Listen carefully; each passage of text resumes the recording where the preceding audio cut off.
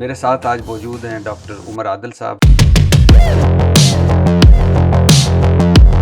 6 मरतबा गिरफ्तार हुए, पहली गिरफ्तारी। मुकदमा सर ये बनाया गया मुझ पे कि I am not respectful towards CM Punjab. ये पहला मुकदमा।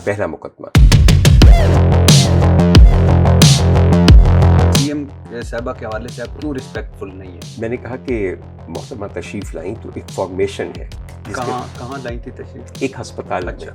और वो फॉर्मेशन ये थी कि मोहतरमा दरमियान में होती हैं, उनसे कुछ फासले पे दाएं और बाएं जाने तीन वुज़रा जो सूबाई वुज़रा हैं वो उनके साथ होती हैं। और मैं कसूरवार इतना हूँ कि मैंने ये कहा कि आज वो तशरीफ़ ला रही थी तो मुझे बचपन में एक ठंडे सिनेमा हॉल के 3 से 6 के शो के दौरान देखी हुई black and white Punjabi film का वो गाना याद आ गया जो कि हीरोइन का इंट्रोडक्शन होता है, जिसमें हीरोइन दरमियान में आके खेतों में कहती है, 3 इधर से आती हैं एक्स्ट्रा और कैमरे को आती हैं आहो निया हो, आहो निया हो, और 3 इधर से आती हैं, इधर चली जाती हैं, कहती हैं आहो निया हो।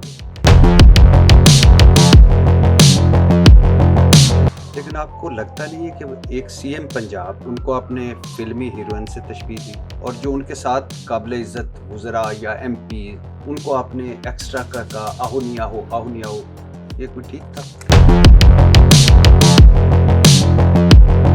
उसके बाद मेरे पे ये पूरा केस बनाया गया कि डॉक्टर उमर आदिल जो है वो खवातीन के लिए बहुत गलत लफ्ज़ इस्तेमाल करता है। 5 घंटे बिठा के उनके पास कोई सवाल नहीं होता था। 5-6 घंटे के बाद कहीं से मशवरा करके वो कहते थे एनु जाके थल्ले सुट आओ। दूसरा मुकदमा कि फलां खातून को आपने गाली दी। किस खातून को गाली? एक आपकी इस्लामाबाद में एक खातून है जिनको मैं जानता तक नहीं, जिनके साथ मेरी कोई ताल्लुक वास्ता नहीं। मैं समझ गया, मैं उस पे आगे आता हूँ। गरीदा फारूकी साहबा की बात है। उस पे दूसरा मुकदमा बिल्कुल सर। कि जो बातें मैंने की हैं आई स्टैंड बाय इट। तो फिर माफी क्यों मांग रहे?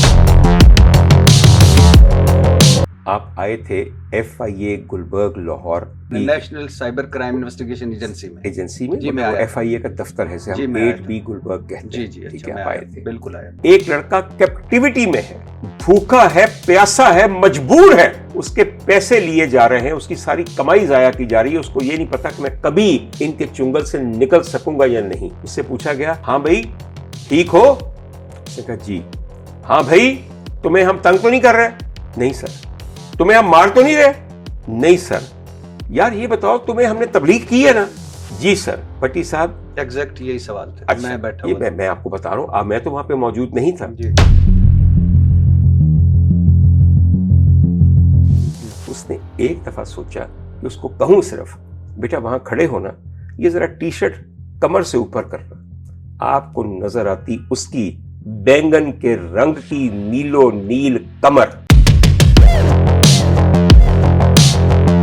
और मैंने पूछा भाईजान ठीक है? उसने कहा बिल्कुल ठीक है। मैंने कहा कोई तशद्दुद वगैरह? उसने कहा बिल्कुल नहीं। क्या कहता कि मुझे इतना मारा गया है, इतना मारा गया है कि मुझसे करोड़ों की रिश्वत ली गई।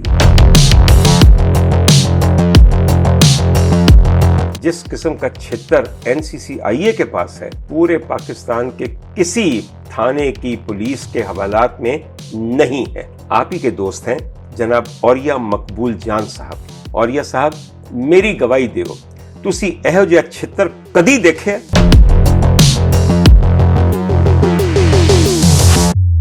आपसे पैसे लिए गए? बिल्कुल लिए गए। तो आपका ख्याल मेरे मुंह तक ही लगा है? मैं बिल्कुल लाचार था। मुझे ये कहा जाता था कि तुम्हें मार दिया जाएगा, मुझे ये कहा जाता था कि तुम पे ब्लेस्फेमी का मुकदमा बनाया जाएगा, मुझे ये कहा जाता था कई साल तुम्हें बेल नहीं मिलेगी। या जब्बारो या कहारो या मुंतकिमो या मुज़िल्लो, ए जब्बार, ए कहर ढाने वाले, ए जलील करने वाले, ए इंतकाम लेने वाले। सर जी 5 दिन फजर के बाद ये वजीफा पढ़ा है। 6ठे दिन खबर आ गई लकी भाई से सवाल करने वाला सस्पेंड हो गया है। जब मैं दूसरी तरफ देखता हूं सर, तो आपने खवातीन एंकर्स को जी बिल्कुल डेकोरेशन पीसीस कहा। हाँ बिल्कुल डेकोरेशन। रेशम साहिबा सदका करती हैं, ज़कात करती हैं, लंगर तकसीम करती हैं या जो भी करती हैं, आपने कहा कि वो हर मर्तबा देगचा रख के और उसमें दोई चलाते हुए या कड़छा चलाते हुए वो वीडियो रिकॉर्ड करवा रही होती हैं और वो बता रही होती हैं कि ये मैं कर रही हूँ, तो उनको ऐसा नहीं करना चाहिए। आपको नहीं लगता कि ये अल्लाह और उनका मामला है, ज़ाती मामला है?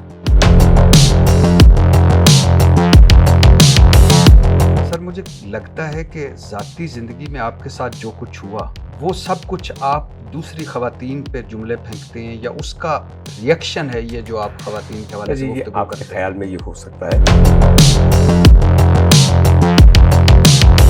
तो आपके ही साथी बैठे हुए सो कॉल्ड सहाफ़ी भौंक भौंक के मेरे बारे में उनकी शक्लें हो गई और ये हतक है कि मैं उनसे मिला रहा हूँ। सर, अब आप देखें आप क्या कह रहे हैं। मैं जो बात कह रहा हूँ बिल्कुल सच्ची कह रहा हूँ। नहीं, अब आप बताएं कि आप मुझे बताएं कि ये डॉक्टर उमर आदिल की ये लैंग्वेज है।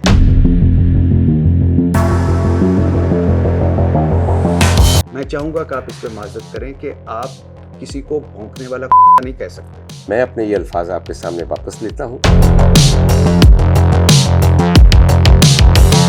आपने घरेलू तशद्दुद का शिकार खातून एंकर आयशा जहां ज़ेब को भी नहीं बख्शा।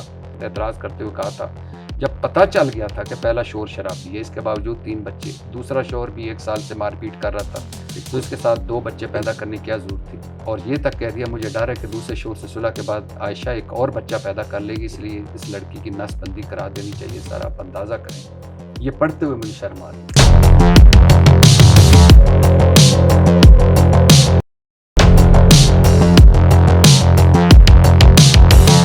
मुझे आपसे मिलकर बहुत खुशी हुई।